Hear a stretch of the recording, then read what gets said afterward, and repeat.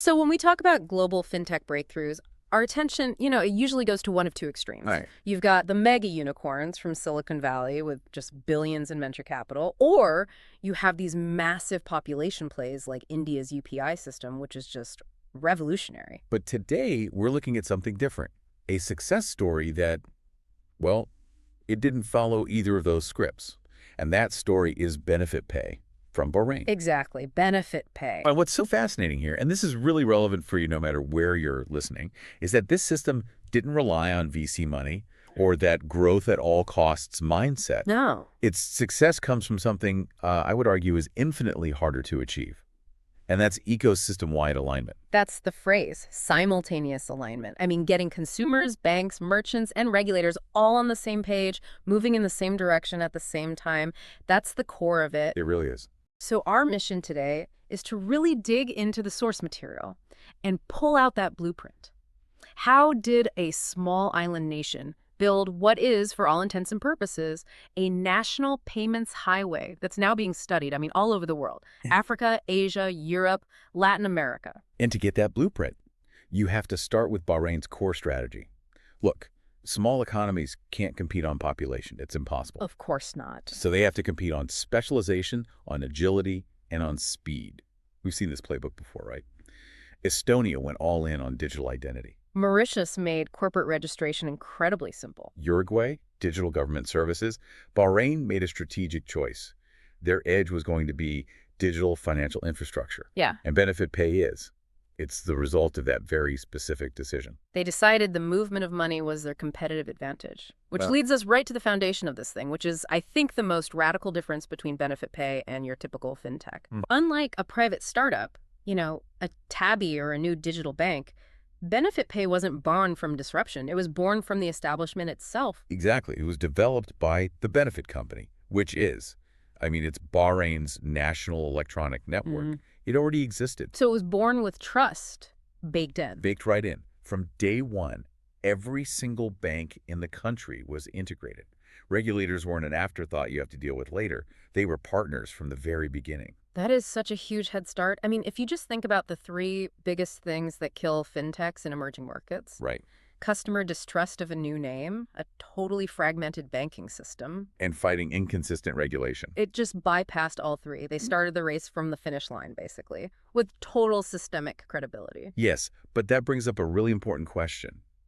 And I think if you're listening, you might be a little wary of government-led systems. Because institutional trust can also mean institutional bureaucracy. It can mean slow innovation, long timelines. So how would Bahrain avoid just creating a clunky, centralized government project? That's a great challenge. And the sources point to that governance model you mentioned earlier. The philosophy wasn't the government will run all the apps. It was the government builds the highway. The rails. The foundational, neutral, centralized rails. And then it allows the private sector to innovate and build on top of that stable infrastructure. And that distinction is just crucial. They mandated interoperability. By creating one single network that every bank had to connect to, they just eliminated the fragmentation problem from the start. You see that everywhere else. Oh, absolutely. Yeah. Look at developed nations. Germany and Japan, both economic powerhouses, have struggled for years to get a unified QR code system off the ground. Why? Because private competition led to a bunch of different proprietary systems that don't talk to each other. Bahrain just sidestepped that whole political and economic mess. So it was an architectural choice, really. Prioritizing the user experience over corporate competition at that base layer. And this ecosystem-first design meant they didn't just launch with one cool feature. They launched with a whole integrated stack. And that's where you see the depth of the platform. It wasn't just, sending money to your friend. They centralized utility bills, fuel payments, topping up your wallet, instant P2P transfers. And universal QR payments for merchants. All in one place. All in one interface. And this is where it gets really compelling if you're studying global models, because this public digital infrastructure approach, it's the undeniable recipe for success everywhere. It puts BenefitPay in the same category as Singapore's Pay Now, Brazil's Pix. And India's UPI, exactly. These systems work not because one company won, but because the government built a foundation that the entire industry and the entire population is incentivized to use. They focus on network effects, not proprietary control. Right. And then, of course, nothing tests system like a crisis. The sources all point to the pandemic as the absolute turning point for BenefitPay. Because the infrastructure was already there. It was ready. So when the world shut down, adoption didn't just creep up, it surged overnight. The system was ready to absorb all that demand. Government relief payments, salaries, consumer spending, it all just shifted online, and it massively accelerated their digital transformation. It was the leapfrog moment. I love that analogy. It's like how Rwanda just skipped over costly landlines and went straight to 4G mobile. Or Mongolia adopting contactless transit payments faster than cities with decades of legacy systems. Bahrain effectively skipped years of gradual evolution because the highway was already built and paved. And when you look at the real-world impact of that, who benefited most? It wasn't the big banks, it was the small businesses, the SMEs. Oh, absolutely. The local cafe, the food truck vendor, the freelance designer. Suddenly, they could accept QR payments with almost no cost. That cut down on cash handling risks, it improved their bookkeeping automatically, and it brought so many of these micro merchants into the formal financial system for the first time. It played that crucial financial inclusion role. It's the same function as a MyFatura in Kuwait or an M-Swipe in India, making sure the smallest players aren't left behind in a cash-only world. So, okay, the architecture is there, but that's only half the battle. The big question for anyone studying this is, how did they actually drive adoption so quickly? How did they get millions of people and thousands of merchants on board? And that brings us to the next layer of the strategy, the zero-friction model. This part is brilliant, and we should spend some time here. The zero-friction merchant strategy is genius because it's so simple. Yeah. Think about traditional point-of-sale systems, the POS terminals. Like the card machines. You have to lease expensive hardware, there are monthly fees, sometimes high transaction fees. For a street vendor, that's a huge barrier. A massive barrier. Now, contrast that with BenefitPay. Merchants needed zero special hardware. All they needed was a way to show a QR code. It could be a printout taped to the counter. Or just on their personal smartphone. Or, integrated into a proper system if they had one. But the point is, the cost to start accepting digital payments dropped to basically zero. Instantly. And when you remove friction like that, adoption just explodes. It's human nature. If you make it easier and cheaper to take digital money than to handle physical cash, people will switch. We see that pattern everywhere. It's why QR payments took over in Vietnam. It's what helped mobile money explode across markets in Côte d'Ivoire. Minimal barriers lead to mass adoption. Simple as that. But it wasn't just the market strategy. The sources also highlight something pretty rare, which was deep regulatory foresight. Bahrain set up a regulatory sandbox environment before the big fintech wave even hit the region. Now, I have to push back on that a little bit. Yeah. Because every regulator in the world talks about sandboxes. That's true. But a lot of them are too slow or too restrictive. They don't actually help.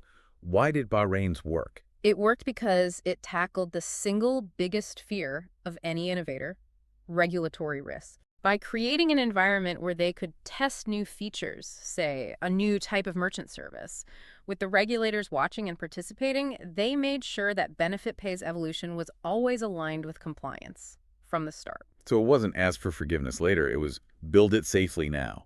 Exactly. It creates this powerful certainty. We saw something similar in the UK around 2015, which really helped companies like Revolut and Monzo take off. And the fact that you have delegations from places like Namibia and Georgia now praising Bahrain's framework, that tells you it's seen as a real global model for balancing innovation and stability. But there was one more huge piece to this puzzle. The tech and the regulation had to deal with a unique cultural reality in Bahrain, which is a massive expatriate population. Right. From India, the Philippines, Egypt, Jordan, so many other countries. A national system that excludes that huge part of the economy is a failure from day one. Which meant it needed deep, intentional cultural adaptability. BenefitPay couldn't just serve locals. It had to be a tool for everyone. So they integrated features for international users. Like fast remittances for sending money home. Cross-border transfer options. And this is crucial multilingual support. This point about inclusion is so often overlooked when people just analyze the tech stack. If the platform becomes essential for sending money home, it becomes essential for everything else in your daily life. Exactly. You see that same successful approach with mobile wallets in the UAE or Malaysia's Boost. They all target that complex, multicultural adoption curve. So if we pull this all together before we look at the global implications, we have 4 pillars, right? Built-in trust from the start, a centralized architecture focused on interoperability. Zero friction adoption for merchants, and this combination of regulatory foresight and cultural inclusivity. It's a really powerful mix. It is. Yeah. And that combination is why Bahrain's small size is no longer a constraint. It's actually an advantage. They've built a blueprint that is getting serious global attention. We know for a fact delegations from Eastern Europe, the Caucasus, West Africa, Southeast Asia, Even island economies like Fiji, they're all actively studying this model. and what stands out to them, I think, is the relevance for nations that are trying to modernize but don't have a massive domestic market to attract VCs. Right. Countries like Cyprus, Latvia, or Botswana. They look at this and see proof that you don't need a huge population to succeed. What you need is strategic coordination and a clear national vision. It proves a coordinated small move can be way more impactful than a chaotic large one. And it's not a static system either. They keep evolving. We're seeing BenefitPay expand into digital identity, better merchant services, and deeper integration with other payment systems in the Gulf. The highway just keeps getting wider. And if you just zoom out one last time, what BenefitPay really shows is that small economies can absolutely lead on a global scale, but only when they successfully merge infrastructure, cultural awareness, and a unified national vision. They showed how to bypass the fragmented proprietary mess that usually results from pure private sector competition. Which brings us to our synthesis, really. The story of BenefitPay completely disproves this idea that financial success requires billions in venture capital or chasing unicorn valuations. It is, at its heart, a governance and coordination success story. It all comes down to those 4 pillars: coordination, trust, infrastructure, and that national vision. Bahrain managed to merge all of them, and the result is one of the most reliable and rapidly adopted fintech ecosystems in the world. So the national payments highway model is undeniably effective in a small, financially mature hub like Bahrain. And this raises a really interesting question for you to think about in your own economy. If larger, more fragmented economies like Germany or Japan, who struggle with this stuff internally, could somehow adopt this kind of payments highway governance model, what specific friction points could they solve? And maybe more to the point, at what scale, at what level of political complexity does that kind of essential centralized coordination just become completely impossible to achieve? That is a really challenging thought experiment for any decentralized financial system to chew on. Something to mull over until our next deep dive.